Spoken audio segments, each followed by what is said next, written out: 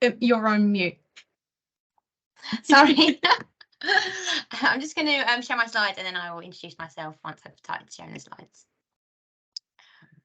Okay.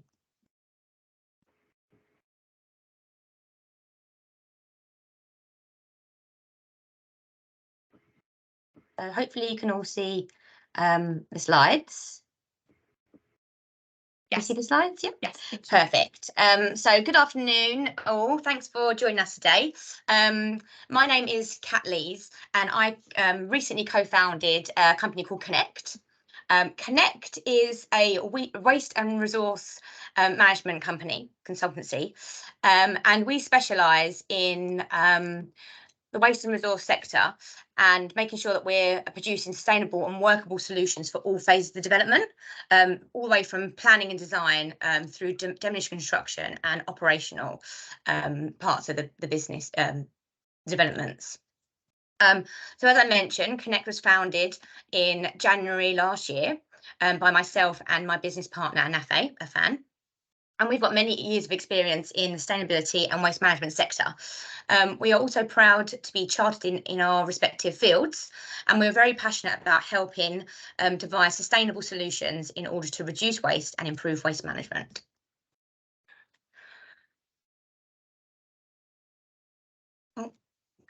So as today we were talking about sustainability and waste, I just thought I'd give a bit of a background to what waste is and why it's really important to make sure that we're managing it in a sustainable and efficient way. So although the UK no longer relies on the Waste Framework Directive for the implementation of its policy and legislation in this area, we still take the definition of waste from the EU Framework Directive, which is any substance or object which the holder discards or intends to or is required to discard.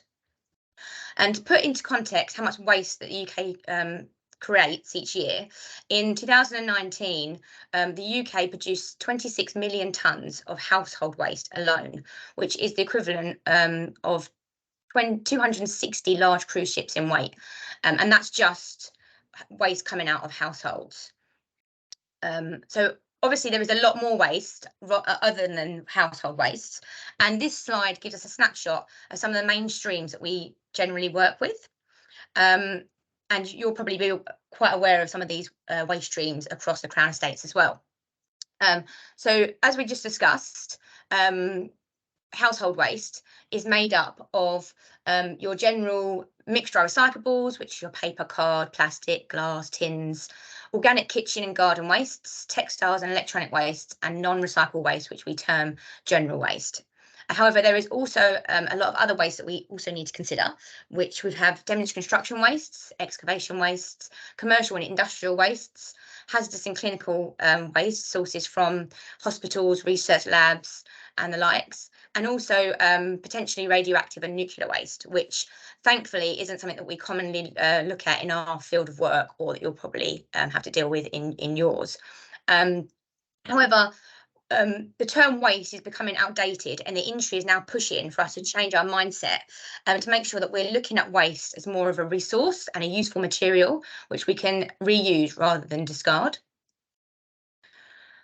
So about 10 years ago or so, there was no real requirements for waste management. The requirements was very limited, but over the last few years we've seen a massive shift in this, and there is an increasing strive to put sustainability right at the forefront of all development and decision making procedures. Other influences like the David Attenborough effect, such as the Blue Planet programs and increased media coverage and many activist groups, has also helped push social and political pressure and helped to raise the profile of needing to improve waste management, which has been great for our industry.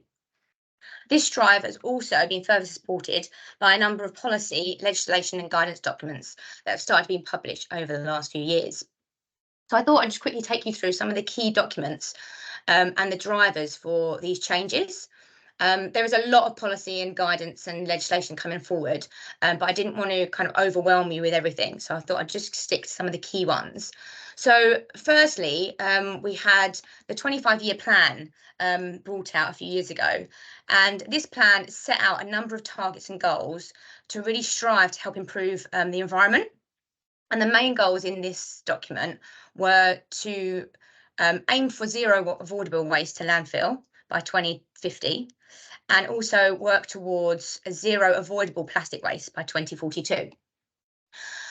In order to help achieve these targets set out in the 25-year plan, Our Waste, Our Resources, a strategy for England, was published in 2018.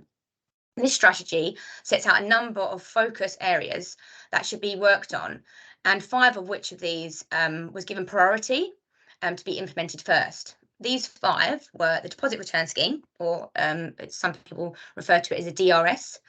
This scheme, in essence, will place a deposit price.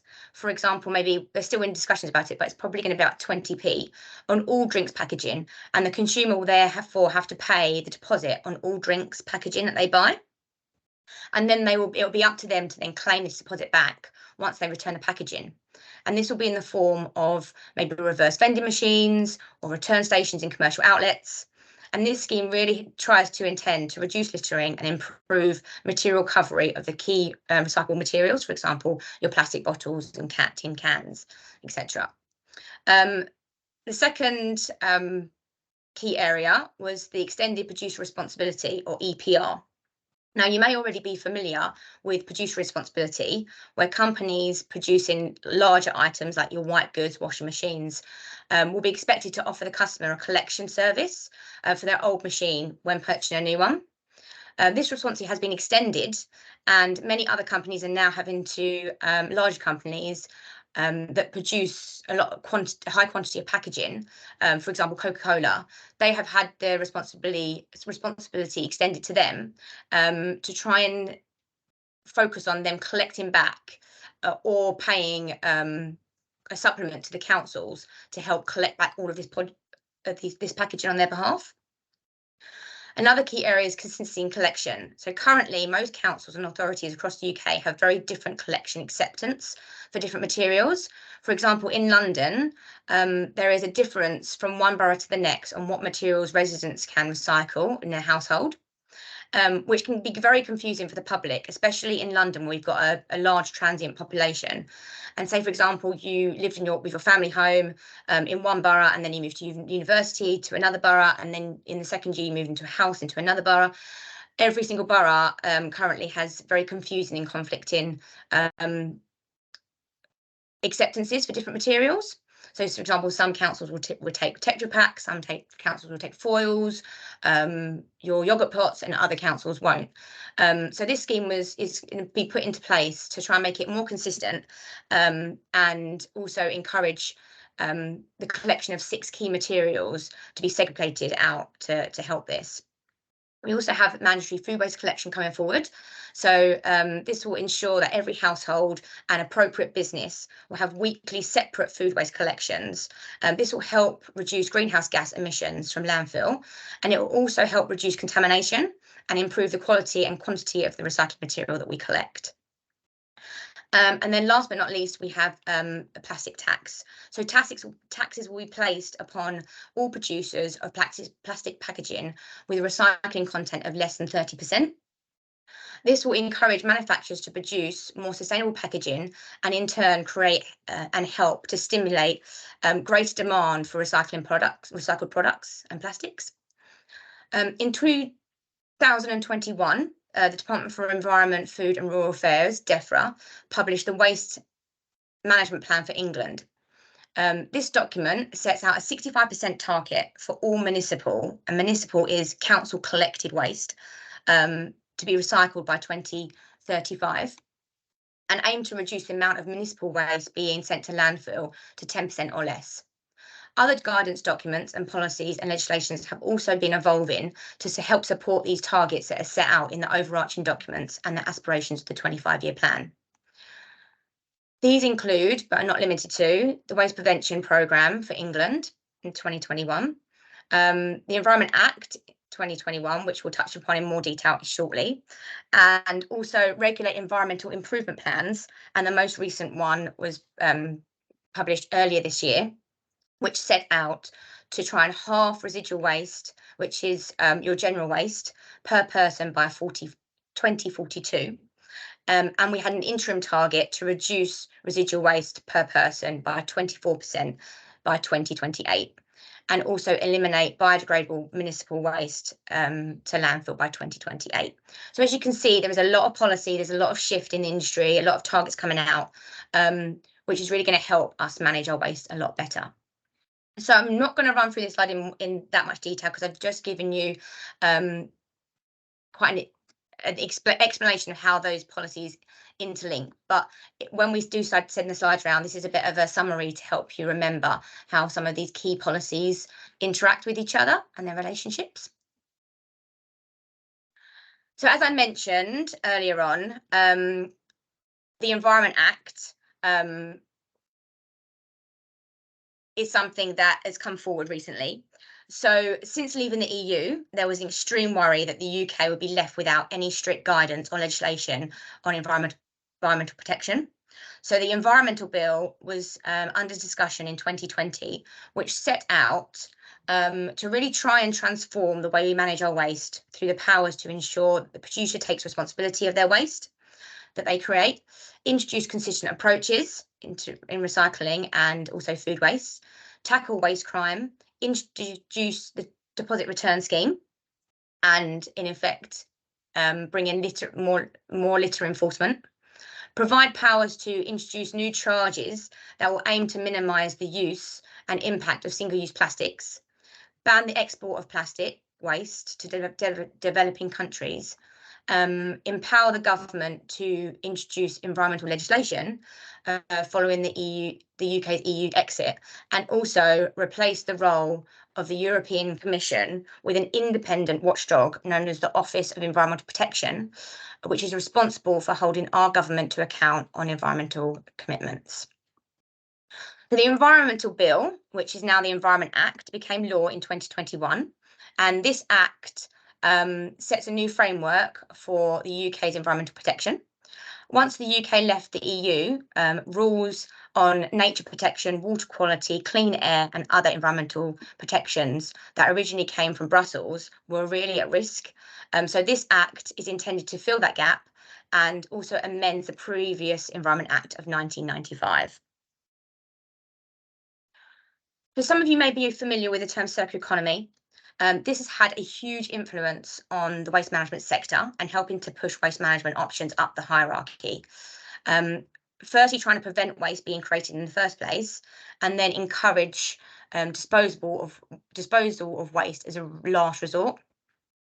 The circular economy is a model of production and consumption, which involves sharing, leasing, reusing, repairing, refurbishing, and recycling existing materials and products as long as possible.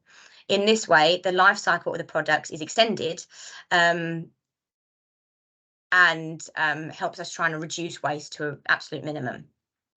The aim of the circular economy is to step away from the linear take, make, and discard model for waste management and move towards a more circular approach where we try and keep our products in the life cycle for as long as possible before they're disposed of. This concept is key to new legislation and policy and guidance updates that are now being published, especially within London. So on the 25th of March 2022, last year, the Greater London Authority published an updated London Plan guidance for circular economy statements, which requires two of the elements it requires, which are most relevant to you guys, is to be able to produce operational waste management plans, and also it places enhanced importance on monitoring programs for waste management and procedures and compliance with achieving set targets for recycling and reuse of materials and helping us to divert waste from landfill.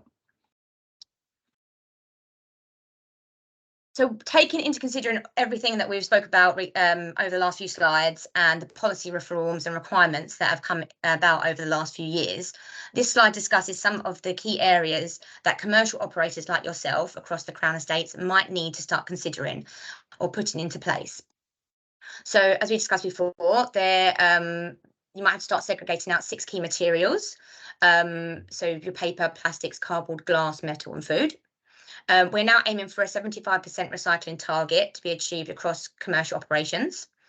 Investing in sustainable procurement, for example, sourcing items and products and services from sustainable sources, reducing plastic packaging, having return schemes or backloading when you have deliveries, putting centralized ordering platforms in place. Also looking at trying to collaborate with communities. So can we put in place sharing platforms, the library of things, for example, we borrow items instead of buying them, community fridges, charity donations, and reuse and repair workshops. Also, you might want to start looking into a regular monitoring and reporting mechanisms for your recycling and sustainability targets, and also waste strategy procedures and processes to be put in place for all staff, so it's a bit more consistent. So as noted at the beginning of this presentation, KaNect is a resource, waste and materials consultancy specialising in resource and waste management for the built environment. With this in mind, we can support you and your operations to help improve, maintain sustainable waste management processes and procedures. I've just put on this slide a quick snapshot of some of the operational services that we can help with.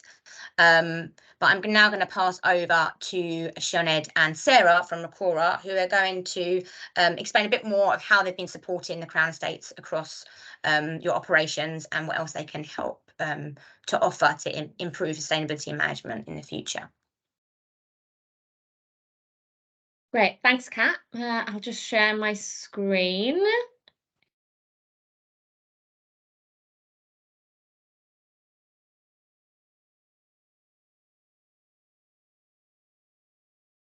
There we go.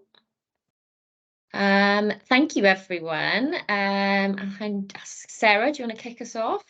Yeah, hi everyone. My name's Sarah Cruikshank. I am the portfolio manager at Recorra, and we've been working down at the Crown Estate since 2015 now. So we'll just sort of, do you want to introduce yourself now, Sioned, while you're... Yeah. Yeah. I'm Sioned Thomas. I'm a chartered resource and waste manager, and I'm head of commercial content and business development at Recorra. So Sarah and I will be splitting up this part of the presentation. So I will start. So I will cover sort of the operations, service side of the portfolio, and then Sioned will talk more of Recorra and where the materials end up as well. So sort of I'll do the start of it, and then we'll move on to Sioned. So just a little bit about Recorra and what we do. We're a privately owned total waste management company based in London and in the South East. We have over 15,000 clients. We deal with only business waste, so any commercial waste that we deal with. We were funded by Friends of the Earth in 1989, and we was just collecting paper from offices in and around London. Our big focus at the moment is sustainability and transparency, and we currently have 3 depots, over 70 collection on vehicles. So we've been working with the Crown Estate since 2015. We are currently in partnership with the cleaning contractor Andron since November 2022, and we're currently reviewing the waste processes across the state at the moment. So how do we collect across the estate? So as you all know, it's multi-tenancy building across the whole of the portfolio. We work really closely with Andron. Their cleaning team go to each sort of area that they need to go. So each client, they'll collect the waste to them. They will then take it down to one of the centralised waste hubs. So there's 9 across the portfolio. We have some weighing scales in the hubs as well. So the bags, the bins are all weighed. So then the data is there as well, which we can then obviously give out to the clients. We then come along with our RCV or our box trucks. It all depends on if it's for your food, your glass, your recycling or your general waste. We then make the empties and then it goes back to our site in Purfleet, where it is then put through our materials recovery facility. So the waste hubs at the moment, we've put some green dots on just the Google Maps.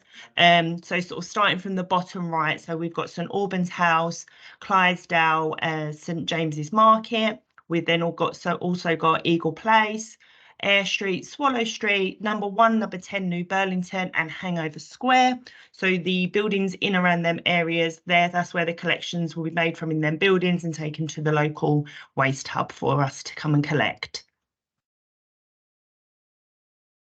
So the challenges in collecting in central London. So this is more just for everybody in London, not just the Crown Estate. So it's just to highlight, obviously, the challenges of waste collections in your area.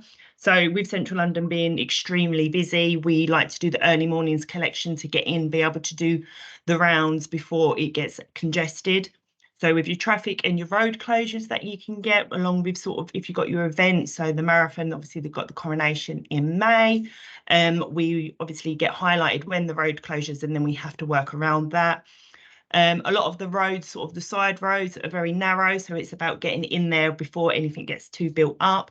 And then with ULEZ in place as well, so we're tightening the air quality standards as well. So there's a lot to take on board when we're working in such a sort of condensed area such as Regent Street and Piccadilly.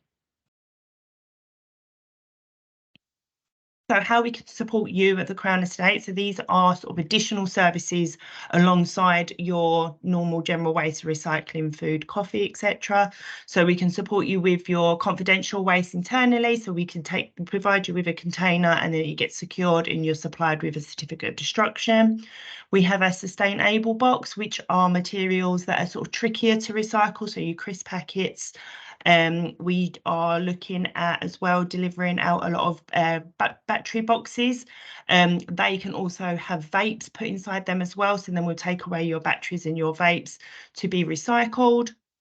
Any IT data that you need us to collect, that would then be wiped and recycled, again followed with a certificate of destruction. If you're having any clear outs, we can do sort of furniture clearances as well. So they would be reused and recycled as well. So again, transparency against all of these items as well.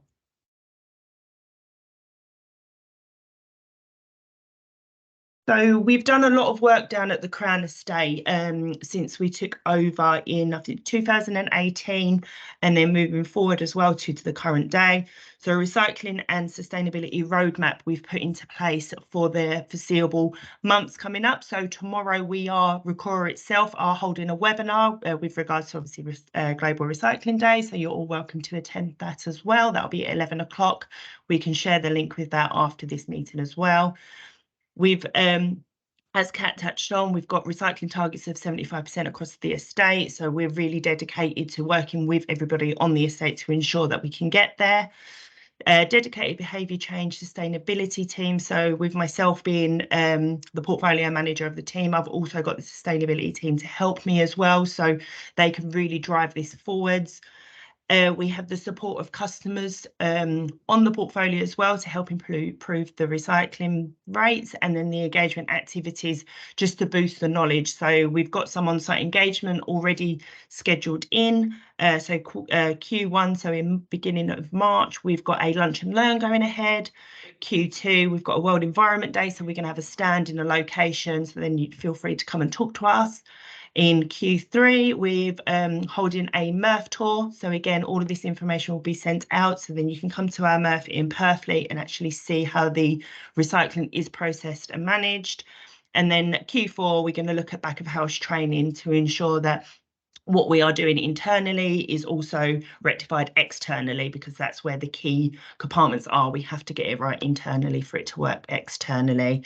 And we hold webinars on a monthly basis as well, so we can communicate that out to the whole portfolio as well. Cool, thanks, Sarah. So Thank I'm gonna take you on a bit of a journey. I'm going to talk to you about what happens to all of your waste once it's collected. Where does it go? What happens to it? You might be wondering why I've got a picture of Bilbo Baggins here, but Bilbo Baggins went on an unexpected journey, and that's what happens to your waste. Once we collect it, it goes to our materials recovery facility, then we turn it into new materials. But unlike Bilbo Baggins, who went on an unexpected journey, you can rest assured that any material that we collect from you goes on an expected journey. So that means that you will know where your waste is going every single step of the way. And like that's, Sarah mentioned earlier, is that transparency element that we tell you exactly where we send your materials. So the first step for us is undertaking the collections. So we collect all of the waste from you guys on our own vehicles, our own drivers, our own trucks. We have a range of vehicles, from small cage trucks to pick up sacks on the street, box vehicles to collect miscellaneous waste, cardboard bales, food exchanges, and then we have the large compaction vehicles, which is the vehicle on the left here, which tips the bins on the back. Each one of those tipped bins are weighed, so it actually gives the Crown Estate, gives JLL and information on the amount of waste that we have collected from every single waste hub, broken down by those waste hub and waste streams. So it gives that transparency of what we've actually collected. Sarah mentioned the tightening emission standards. So using that box truck, we can actually collect multiple streams. The box trucks are the ones on the bottom right. We can actually collect multiple streams, all using the same vehicle, which minimises the amount of vehicles on the road in central London. We're actually moving to a completely electric fleet. So we've got another 2 electric vehicles coming on the road within the next month. We already have one on the road, and now we've committed to not purchasing any further diesel vehicles. We will just be retrofitting our existing vehicles with electric vehicles to try and minimise the amount of emissions, to help improve air quality in London. It's hugely, hugely important. And all those vehicles are charged by using renewable sources, because it would be very good if we charged them and we still use fossil fuels we still used our fossil fuels for our energy consumptions all through renewables, so rest assured there. So once we've collected, we take it back to our materials recovery facility in Purfleet in Essex. It's not quite this shiny at the moment. It's got full of recycling. This is what it was like when it just got refurbished. But if you've seen a MRF, we have, it goes, all your mixed recycling goes over a belt, and it uses machinery to automatically sort it into paper, cans, plastic and cardboard. It's one of the most advanced commercial MRFs in London, and for us, it's all about the quality of recycling. That's why we only take commercial waste. We don't take household waste because, excuse the pun, but household waste is just full of junk. So that's why we only have commercial MRF, because then it gives us a lot more options and where we can send our materials because of the high quality of recycling that our MRF generates.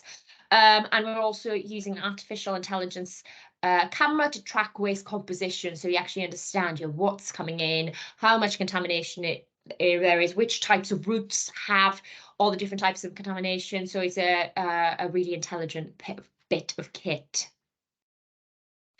So contamination is a really big one. So this is on the left, sort of put this Instagram versus reality. On the left is what people think that mixed recycling looks like, but the reality is that is the state of the recycling that comes to our MRF. Contamination is a huge issue for us that people, like Kat mentioned earlier, it's hugely confusing. Every single borough, every single business has different things that go into their recycling. And we just want to simplify it and say, the only things that should go in your mixed recycling are paper, cans, plastic and cardboard.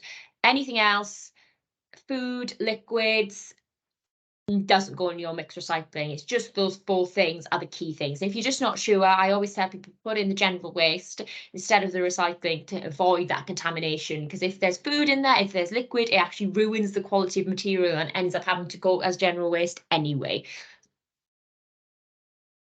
So transparency, I sort of mentioned this earlier. For us, being able to have certification of that all the recycling that we send to places actually gets treated correctly is hugely important. We keep 98% of our materials within the UK to be recycled. The only thing that we actually send abroad is our office paper to the Champagne region of northern France. That is literally because it is the closest facility to our MRF in Purfleet that takes the high grade of paper that we generate. And we've actually been to every single one of these facilities to do due diligence audits, so we do not send our recycling anywhere that we haven't been to.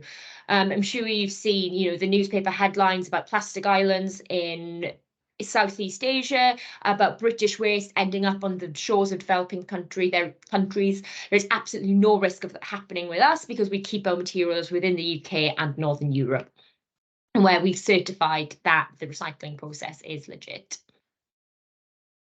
So again, this documentary that BBC Panorama released last year really highlights the lack of transparency within the industry. I think the waste industry is almost stereotyped as a bit dodgy, and can cause huge reputational damage to large organisations. So BBC Panorama exposed a well-known niche recycling company called TerraCycle for their lack of transparency in their materials reprocessing. When you actually look at, where do you send your flexible plastics? All loads of crisp packets have send us to TerraCycle, but actually found out that a lot of that waste was being shipped to Eastern Europe and wasn't being treated correctly. Also, Bloomberg did a study where they tracked some of the flexible plastics that they put into the Tesco flexible plastic scheme, and they ended up finding them in the Thames, in landfill, and another in a developing country. That's why we worked really hard on developing our sustainable box, where we actually recycle that into a material called stone board, which is an alternative to MDF, and keep that within this country to be recycled. So waste data, I mentioned earlier that we do track and weigh all our data.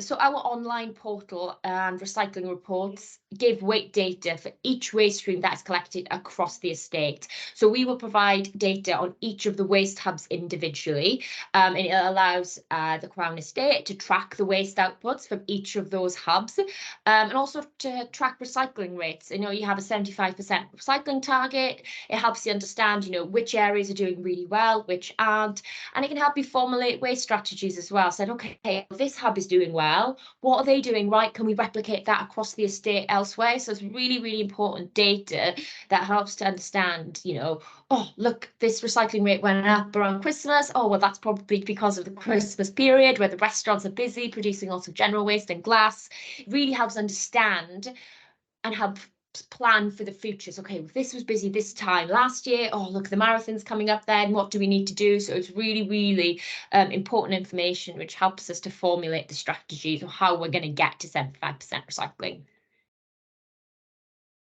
So for us, it's not just about waste. Something quite unique to Recorra is our circular economy projects that we can provide. So that's actually where the original name of the company came from. We used to be called Paper Round, if we might have heard of us before.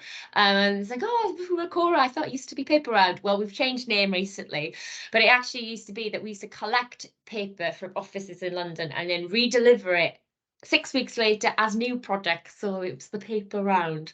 So we actually have a circular economy office arm of the business, which supplies office supplies such as stationery from the materials that we collect. We provide thousands of products, including copy paper made from paper that we collect, business cards made from recycled coffee cups, recycled uniforms from plastic bottles, tissue and towel products made from the paper and the paper towels that we collect. And we've also helped other clients recycle niche materials on their sites, such as flexible plastics. So like I mentioned, the sustainable box turns into an MDF-like material. So we actually made a waste sorting table for the cleaning team out of that stone board from the plastics that they sent us. So, really, really unique things to us as a business. The resources for us, it's not just about the bins, it's not just about the collections. One of the best ways to boost recycling is having the right infrastructure and the education in place. So we can provide you with posters for your offices, internal bespoke bins. So you can see bespoke bin banks in the middle of the screen there. We can provide recycling guides, info sheets, give you all the tools to help boost your recycling. We've also got training videos. Here's a picture of Rory on the top right doing a training video. So we can provide you with all of these things to really help you understand and boost your recycling in all of your offices. So that's about it from me. We've got a few minutes left for questions. So I wonder whether anyone has any questions for any of us. Yes, so feel free to either write them in the chat or raise your hand and you can ask your questions that way.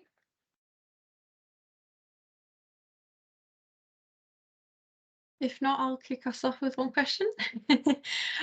So with so many new changes coming into place in the waste industry and like regularly having slightly different criteria, what can our tenants do to make sure that they're prepared for the new requirements that come into place?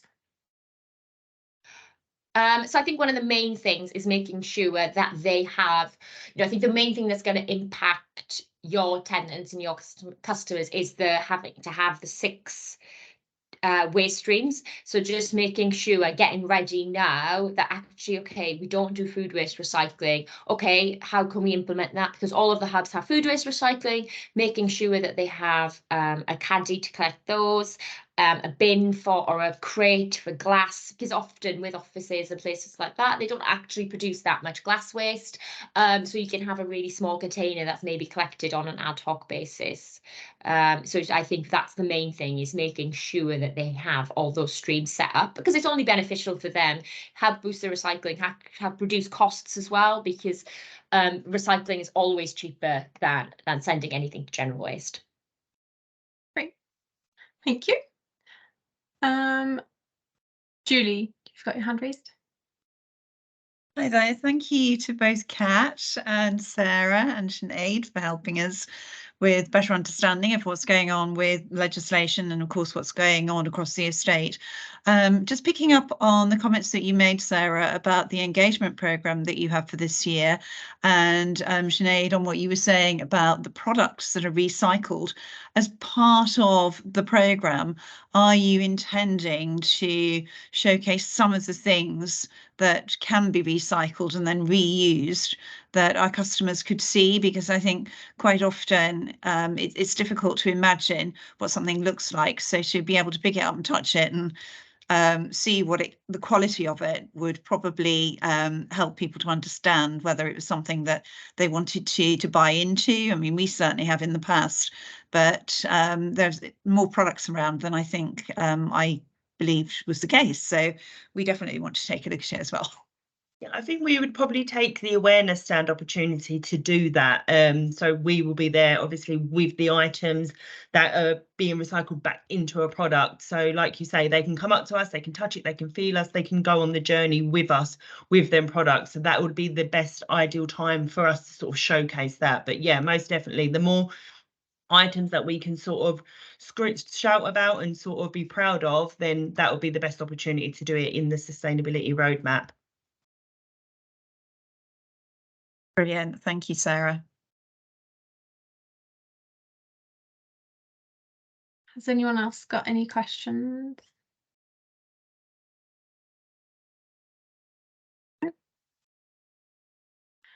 If not, well, thank you to our speakers today. Thank you for your presentations. They were really insightful. And thank you to everyone who joined today. And I hope you have a good rest of your day. So thank you. Thank you, everyone. Thanks, bye. Take care. Bye.